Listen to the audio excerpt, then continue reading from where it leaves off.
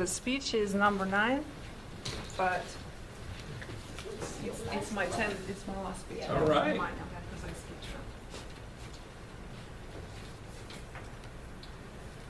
Ask and you shall receive. Cool animation here. So my goal is one today. For you to just imagine that this is a possibility. I'm not trying to convince you this is true, but just to open yourself to an idea that this is possible, that this could be true. That's my goal. Yay. I'll be mainly talking about a philosophy, a concept called transurfing of reality.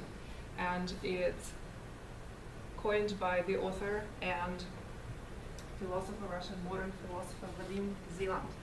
Transurfing of reality, what it is basically a model of the world that helps us to understand the world, comprehend it, and use it to our advantage. What are some mechanisms how we can use it to our advantage?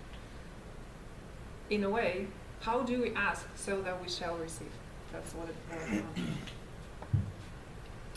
We start with this concept, divine field, and it's not new. It has been in existence throughout many religions and philosophies, but Zeland refers to it as a space of variations. There is a similar concept in quantum physics called Higgs field. Basically, it has to do with the mechanism of matter to have an ability to be a particle and a wave simultaneously at the same time. So on subatomic level, a proton and electron could be a particle, like a little ball, or it could be in a wave form. And what is a wave? It's like if you drop a ball, there's like all these waves that go around it. So if you think of an atom as a collection of particles, then that it looks kind of like a sun and planets revolving around it. If you think of it as a waveforms, collection of waveforms, it's like a little swirl of energy, which is basically what our world exists of. This is quantum physics. So to me, it makes it more believable. I'm not convinced, but hey, this is, we're getting there. Similar concept exists in Hinduism called Brahma. It's basically a concept that all of our world is made out of the same matter, the people, the grass, the rocks, whatever. And when we are born, we kind of lose this understanding that we're part of this bigger whole. It's like a drop of water jumping because of the wave from the ocean. And that's our life. And while we are existing as a separate drop of water, we don't realize that we're part of this whole. But then we die and we again back into the ocean and we remember, yeah, we're part of this bigger whole. So that's, all of these concepts are kind of a little bit different but very similar. So basically, there's this idea that there is some kind of field existing in this universe, and we call it many things. There's another guy called Greg Brady. He makes a reference to it as well and actually links it to the Bible. I will talk a little bit more about it later. So the point I'm trying to make here that this concept existed for a long time in various forms and shapes. It's not new. Zeland refers to it as a space of variations, and he goes beyond of just the being, the field, or the universe, whatever you want to call it. He says that basically any scenario is, any outcome is not certain. It could be, millions and millions of variations of any particular event. Like what will happen to me in an hour is not certain, and the same is true for any person or any universal thing, a matter or a person. He says that this field has all the information about past, future, and present. And all these variations, kind of like multiple realities, exist out there. And where you end up, you can control with the way you think and the way you behave. Which it basically means is you can get what you want if you're doing the right things. Think in the right way, and if you're doing the right things. That's my understanding of it. He talks about the goals and the doors.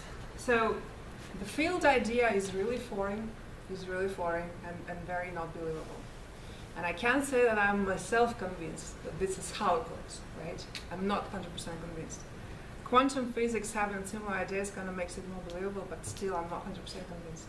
But I am very convinced that the hows that he describes work. They work, because I witnessed it myself. So I'm going to give you a few examples based on the job that I just got, November 1, my new job, as I think I already told multiple times. So the goals and the doors, he says that if the goal is right, the goal is right for you, and the door is right, that means how you get to this goal. You will get there, no matter how bizarre the goal is and how unrealistic it may seem. That's what he's saying.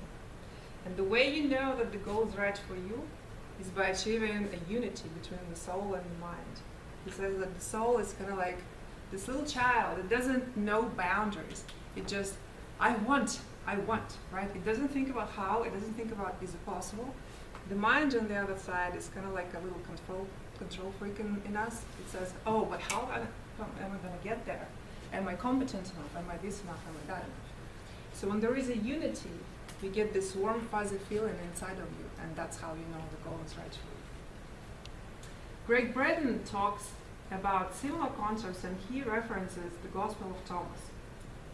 And he says that apparently, I'm not a very religious person, this Gospel was recently found, and that's his words, right? It's very similar concept. He's saying there are a few verses there that basically say that when you make the two one, you will say to the mountain, move away, and the mountain will move away. So kind of a similar concept. Braden argues that it's a reference to the soul and the mind when you make the two whole, and when you believe that when you imagine yourself already at the outcome, feel as if it already has happened, that is how you ask. That is how you ask.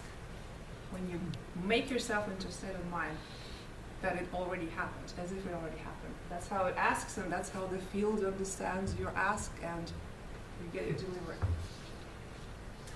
Excessive potentials. What Zan talks about here is that this universe, this field, its natural state is equilibrium. So if you hate too much, or you love too much, you obsess too much, the universe has a ways of smacking you right back into the ground. So he is saying the way to get to your goal is not to obsess over it. And the way you not obsess over it is you have a plan B.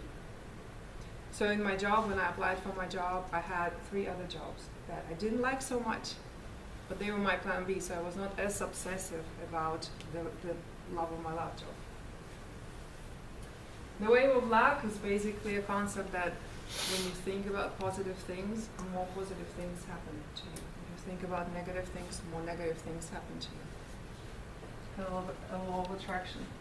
And Russell of Morning Stars refers to a concept where you have an uncomfortable feeling. If the goal is not right for you and your mind says, but it's the best you can do right now. If you have this uncomfortable feeling inside you, that's probably not the right goal for you. That's what it refers to. Intent is basically means if you just desire, it will not happen. If you say, please give me, please give me, please give me a raise, it's not going to happen. You have to have an intent. An intent is a true belief that I can do it. I will go and I will get it. And that's what creates this equilibrium and allows this stuff to happen when you're asking. You may not believe me, but please be curious enough to go and do some of the research on your own and read more about it. I can tell you that it works for me, and it might help you as well. And I will send you some links later on. Thank you.